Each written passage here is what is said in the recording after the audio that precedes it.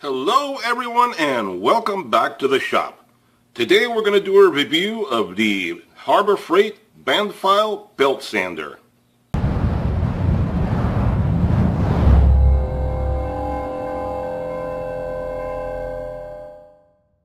So today we're looking at the Harbor Freight Chicago Electric half-inch Bandfile Belt Sander. Now this is like a miniaturized version of a belt sander. If you know what a belt sander is, this is a little different because it extends out and gives you reach into small tight areas which a regular belt sander will not do. So this is the Chicago Electric 5.3 amp half-inch Bandfile Belt Sander, and the model number on this, or the item number, is 62863, and it retails for $37.99.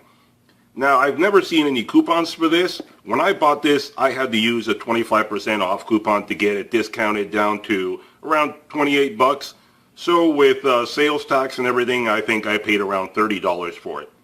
And they compare this item to the Eastwood item number 31672, and they claim that it retails for $47.99.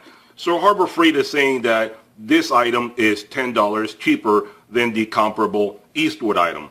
Now, I went to the Eastwood website and I found that Eastwood has actually upped their game, or decided to accept the challenge, and they have their model on sale for $34.99. So as of the making of this video, the Eastwood is actually a little cheaper than Harbor Freight.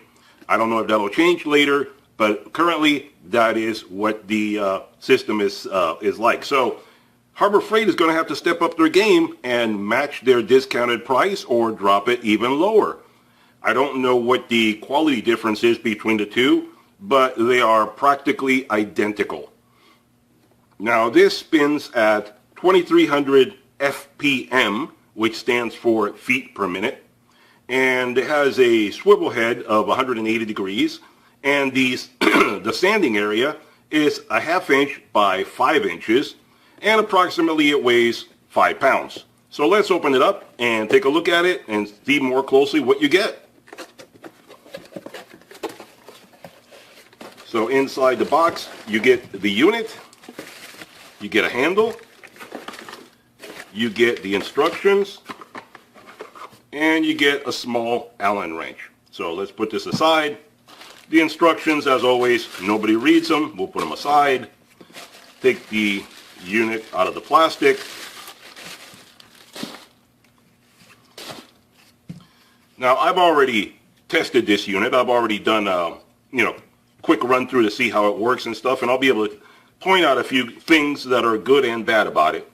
The Allen wrench is to take off this cover right here so that you can service it, where you need to remove the belt, change it to a different belt, and clean the accumulation inside here. The handle, you can put it on either side, right or left, depending if you're a righty or a lefty. Let me put it right here for you. So there you see how that looks like. And the head swivels, I'll show you in a minute. This is a basic angle grinder. What they did was they took an angle grinder body and they put a different head on it. You can see the head unit is removable. So what they've done is they've modularized, is that even a word?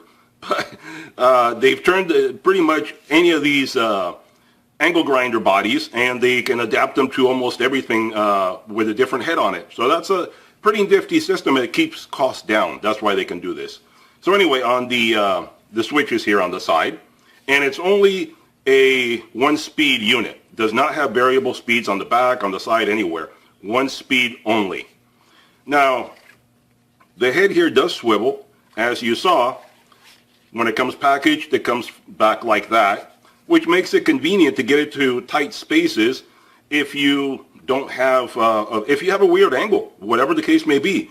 You have a weird angle, you can start all the way from back here, and it does lock in certain places. Now, the funny thing I found about this unit, let me get this out of the way so you can see better. The interesting thing I found about this unit is that most units you would think would lock at 45, 90, 180, something like that. This unit locks at weird angles. This is a very strange angle. It's not straight on. And to move the head, you have to push in. So you push in and then turn. And it locks in again. Again, look at that angle right there. That is not 90 degrees. That is not 0 degrees. That it's not straight ahead. It's at an angle.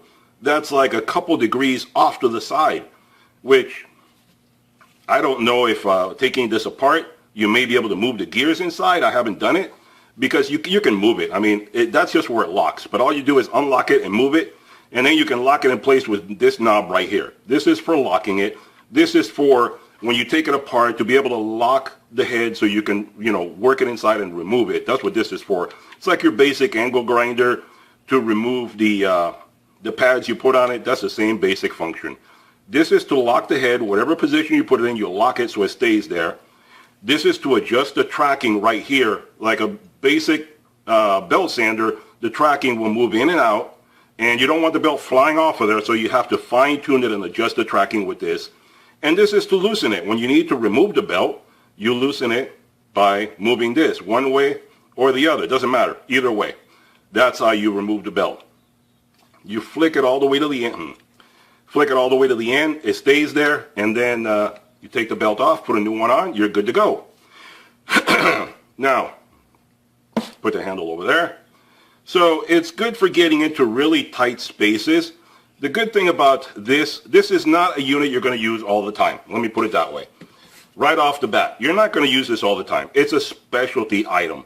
You're going to use it if you're doing sanding in really tight quarters. Like, for example, let's say you have 2 pieces of wood and you have a 90-degree angle or a 45-degree angle and it's really tight. You need to really get something really small in there. That can fit into a small area like that. You have molding like this, which is a 90-degree molding. I don't know if you can see it, but there you go. This is a side profile. 90-degree molding, and you need to get inside here to be able to clean it up. This will help you do that. As you see, it works very nicely getting in there to clean that up. So that's what this machine is made for, cleaning up really tight areas. Something like this. This is just a mock-up, but to give you an example, you need to clean off this grate.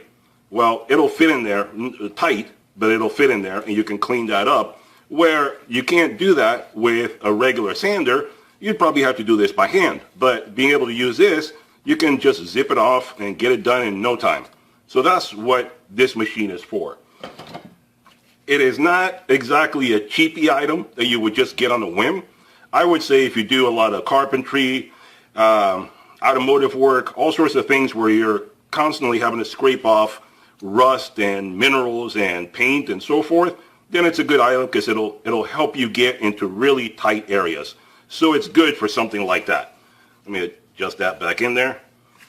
And Harbor Freight does sell a packet of the belts, and I got this one, which is a combo pack, and you have the 80, 120, 180, and 240 grit all in one. So that's a good little combo pack. It was only a few dollars. I forget exactly what it is, but it wasn't very expensive. I decided to have this on hand for when I need it, because I like to have tools and products on hand so that I'm ready to go when I'm in the middle of a project, instead of having to go out and hunt for it when I least expect it or when I really, really need it. So that's that right there. Let's see. Now, a couple of improvements that I will point out to you. It's a good unit. I've already used it. It does the job. I would say it's probably the same as the Eastwood. The Eastwood, I don't know if they put any better quality into it, but if you look at the pictures of the Eastwood machine, it is identical. Now, a couple of things that I will point out. When I use this, one thing you have to be aware of, if you're going with this at full speed, the head part, this part right here, gets really, really hot. Holding on to this, if you're not using the handle, if you're getting into a really tight area and you're just trying to hold it, this area gets really hot. That's why you see it has the ventilation grate right here. It gets really hot. So wear some gloves if you're going to touch this area here when you're sanding. It really heats up. This part here also heats up quite a bit. So if for some reason you're going to hold on to this to get it into some weird area or something, this gets really hot. Beware of that. One fault I found also is the belt goes in and out of here, okay? This housing, and the Eastwood is the same, by the way. This housing is a little bit problematic, and I'll tell you why. I found that when I was sanding, this got really packed with a lot of junk in there. If you're sanding wood and paint and stuff like that, this will get really clogged up with all sorts of residue in there. So just a little pointer for you. I made my own improvement. And Harbor Freight, if you're watching and you're listening, don't steal this idea from me, okay? I claim my right to it. Anyway, this is a little improvement you guys can make. If you get this machine, I would suggest this improvement. Watch, I'm going to take this off.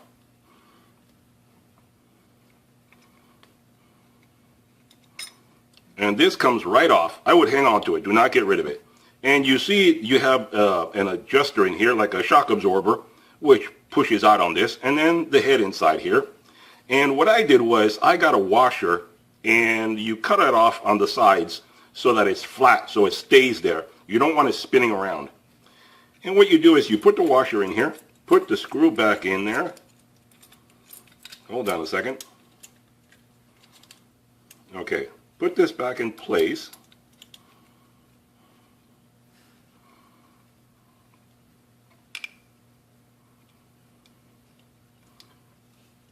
Hold on, this seems to have moved out of place for me.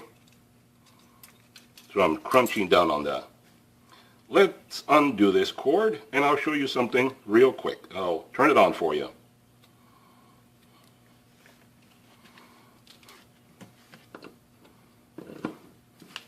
Now I'm going to show you the tracking on this. You see how the minute I turned it on, the tracking sucked it back down in there. Because by moving this part around, I had allowed it to move out of place. So by letting this go back in its normal spot, turning it on, it took it back down into its normal spot. So now I can show you what I was trying to say. Get yourself a washer, put it back in here, and lock it down in place. And make sure you have the flat area so it'll fit all the way in there. You don't want it to be on top. Okay. You don't want it to sit on top of the plate. You want it to sit down inside the plate flush with that. The belt will never touch it if it's running in its proper track. So the reason I did this is to keep the belt from flying off. You definitely do not want to leave it without a cover, because if for some reason the tracking is just the tiniest bit off, the belt will fly off, and you don't want that. So this will keep it in place. But this will also leave all this room open so that it is self-cleaning. As the debris, the sanding material is sucked in here, it has a way to fall out. Obviously, you're going to be doing this upside down like this. So it has a way for this to fall out of the machine and stop it from accumulating in here. Because a few times when I was doing this, it stopped running because so much material got stuck in here, it gets really clogged up and it becomes hard. The moisture and stuff inside the wood turns it into like a hard putty kind of a thing, and it prevented the belt from moving. So I had to open it up and clean it a couple times. Then I realized, wait a minute, there's got to be a better way. So I made my own system here, and this way it does not get clogged up. It's going to get dirty, of course. It is a sander, so it's going to get some dirt and residue in there, but it will keep itself clear so it doesn't jam up and you have to stop in the middle of the job to clean out all the residue. So that's a quick tip for you right there. Take off this backing plate and make your own backing plate so where you leave it open for it to clean itself. Now, quick tip number 2 that I found in using this. It depends what kind of job you're going to be using this for. Like I said, this comes in different grits of sandpaper. But if you're using 240 grit paper, you're generally doing some fine finish work. You don't want this to be spinning at, what is it? I forget what the FPMs are right now. But let's say you don't want this spinning at full speed, okay?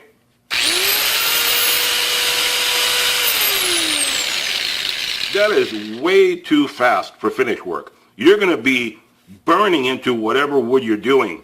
It's fine for scraping off huge amounts of paint or rust or any of that kind of material. But if you want to use this for some nice finish work, it's only at 1 speed. That is way too fast. You're not going to be able to do a good job. You're going to ruin whatever you're doing. So here's another tip for you. You can either get a speed reducer at Harbor Freight, and they have one. I forget exactly what it is right now. I'll look it up and see if I put an image of it. But they have a speed reducer where you can turn it down, and that's made for routers, but it'll work for this as well, I'm sure. And I think that sells for about 20 bucks. And you can use that to turn down the speed on this. Or, I'll give you a quick tip, you can make one yourself. And here's how you do it. I have one that I keep on hand that I made myself. And this is a very simple device. I mean, if you want me to make a video on this, let me know. I'll be happy to make a video showing you how to do this. But all you need to do is take a dimmer, take an electrical box, take a power plug, and you can make it all into and a lamp cord. And you can make this very simple speed reducer, because all you're doing is reducing the voltage going into the machine and reducing the speed. You plug the tool into here, into there. You plug this into the wall, and I'll show you how great this works right now. So,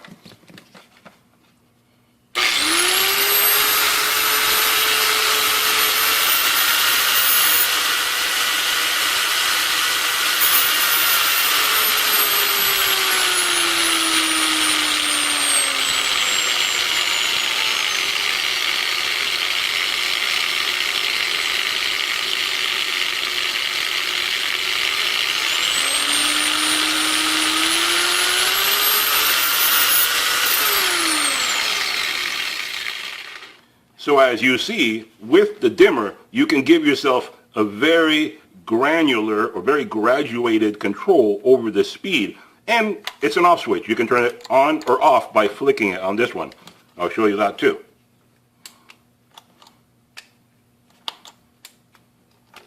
Oh, gotta turn it up first.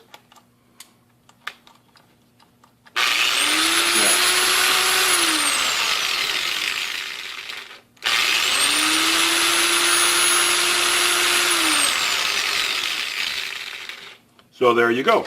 You can turn things on and off with this, and you can graduate the speed of the item, and that helps you to get the most out of your tool. So considering this is not a multiple speed machine, you can create one for yourself or buy one at Harbor Freight if you really want to do that. So very simple device, dimmer, box, plug, cord. You're good to go. So like I said, this is a good enough device. I don't think I need to show you how to do it because, well, if you really insist, all right, I'll show you how to do it. But, whoa, it does the job, okay? It's a sander. You've all seen what sanders do, and you've seen how they work.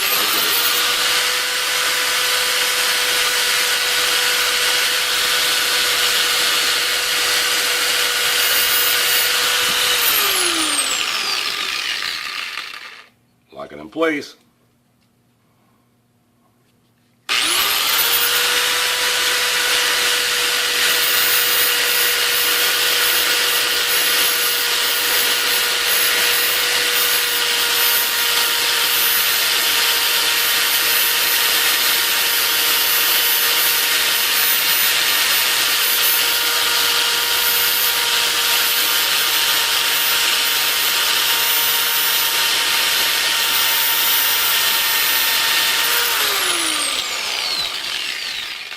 And as you can see on the bottom, you get some residue, but it cleans itself out. It comes out of there. It doesn't stay inside there.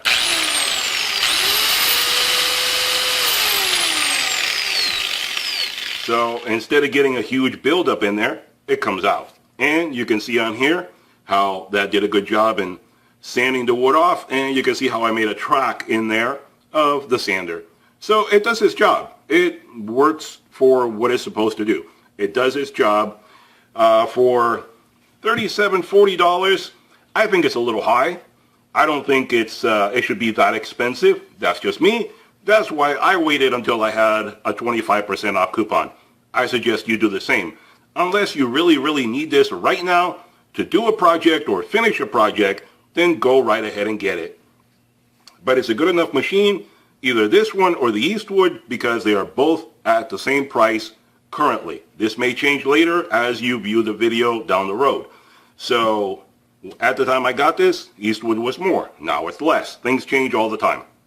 So I hope you enjoyed the video. Hope it showed you what this machine is like. Hope it gave you some idea of what it can be used for, and maybe it'll help you out on some future project and, take my ideas and improve it so it works out better for you, and it'll do a much better job so you don't have constant clogging up issues with that, and you can reduce the speed if you need to for, a project that needs a little more fine-tuning. So please like and subscribe if you enjoyed the video and you thought it helped you out in some way. I'm hoping to see you guys back here on the next video. Talk to you guys soon. Bye-bye for now.